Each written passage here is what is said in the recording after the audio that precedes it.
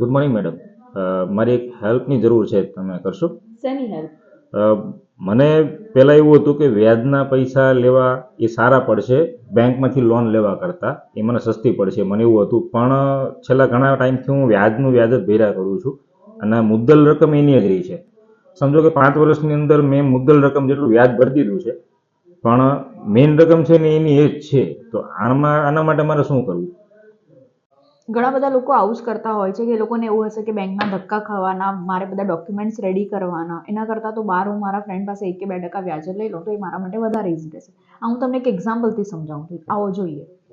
Suppose તમે 5 લાખ રૂપિયાની જરૂર છે, એક તમે લો છો બેંક પાસે અને એક તમે લો છો તમારા ફ્રેન્ડ જોડે.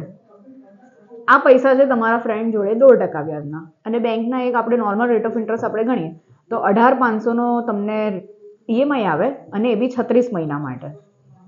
તો 36 મહિનાના એન્ડમાં તમે અહીંયા ચૂકવશો 6,66,000 અને અહીંયા તમે 36 મહિનાના એન્ડમાં ચૂકવશો 7,70,000. હવે તમે આ જ ડિફરન્સ ગણી લો, તમને 1,04,000નો બેનિફિટ તો તમને આમ જ છે.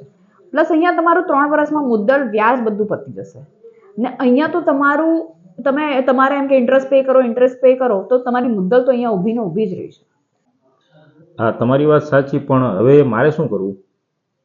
ઠીક છે, હું તમને લિસ્ટ પ્રોવાઈડ કરું છું. એ રીતે તમે મને ડોક્યુમેન્ટ્સ આપી દો. વિધિન 1 વીક હું તમારી લોન સેન્કશન કરીને આપી દઈશ. Thank you madam. તમારો કોન્ટેક્ટ પહેલાં થયો હોત ને તો આજે હું આ વ્યાજના ચક્કરમાં પડતી જ નહીં. ડોન્ટ વરી સર, 9 ફિન્સોલ એક કસ્ટમરને ઘણી વેલ્યુએબલ સર્વિસ પ્રોવાઈડ કરે છે અને કસ્ટમરને એનાથી સેટિસ્ફેક્શન પણ મળે છે. અને હા, લોનથી બીજા પણ ઘણા ફાયદા થાય છે. તો એના માટે અમારી સાથે બીજી રીલ માટે કનેક્ટ થાઓ. Thank you.